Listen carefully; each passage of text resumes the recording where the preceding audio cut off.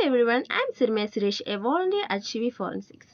Welcome to this presentation on tool marks. In this presentation, we are going to see different type of tool marks and its forensic analysis.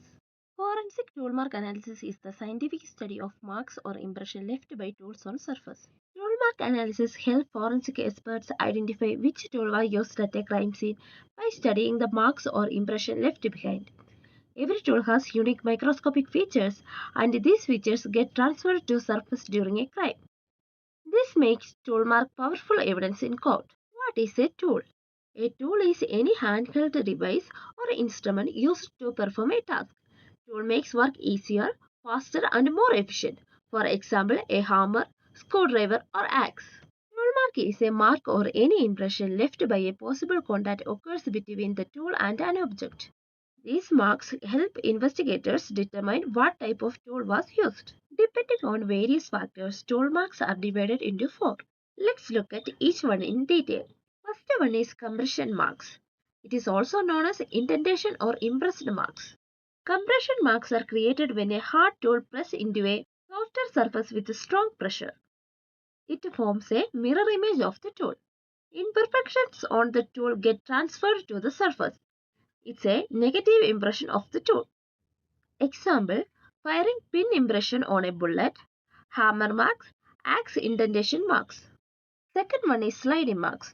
It is also known as striation, friction, or abrasion marks.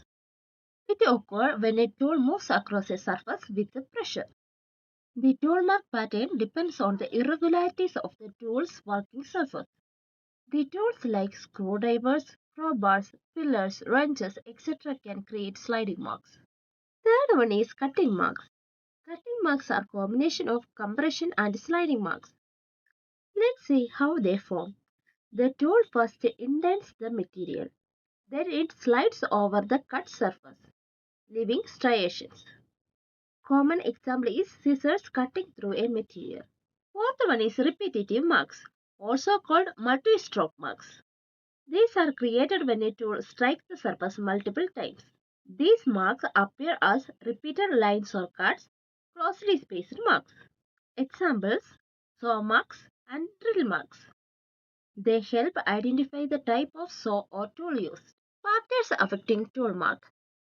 The action employed, amount of force used, direction of movement, the area of the tool operating surface was used, relative hardness of the surface, relative motion of one surface over the one another, the angle of orientation of the tool, nature or character of tool itself. Collection of tool marks. Various methods are performed for the collection and preservation of tool marks. Whenever possible, the entire object that contains the tool mark is collected. If the object is too big to carry, only the portion containing the tool mark is cut and taken to the lab. This ensures the mark is protected and can be examined in its original condition. Photography is one of the important methods. The photograph should show the position of the tool mark, its surroundings, the object where it is found, close-up details of the mark. Photography keeps a permanent visual record for comparison and documentation. Next is plasticine cast. It is a soft moldable material. It is softened and gently pressed on the tool mark. After it hardens slightly, it is removed to get a temporary impression. This method is useful when the object cannot be moved and the tool mark needs to be replicated safely. Next is plaster of Paris. Plaster of Paris is used to make a strong three-dimensional cast of the tool mark. Before applying POP, the area is coated with Vaseline or silicone oil to prevent sticking. Next is lattice plastic solution. This is a liquid rubber-like material. A thin layer of lattice is applied over tool mark using a brush. It dries in a few minutes and can be peeled off. It can capture fine details of tool marks, especially on rough or uneven surface. Last one is wood metal. It is a low melting alloy. It is melted and poured over the tool mark. Once it cools, it forms a precise cast. It is especially good for hard or irregular metallic surfaces where lattice or plaster may not capture details properly. Comparison of tool marks. In forensic labs, marks are compared to identify if they come from the same tool. Various methods are used for the comparison of tool marks. First one is mechanical fit. Broken or detached pieces are matched like a puzzle. Next is side by side match. Indentations, punch marks, etc. are matched side by side. Main points of defects and wear and tear, their size, shapes, and inner distance are examined and compared to find out if marks have common source. Next is composite match, combining images to show matching patterns.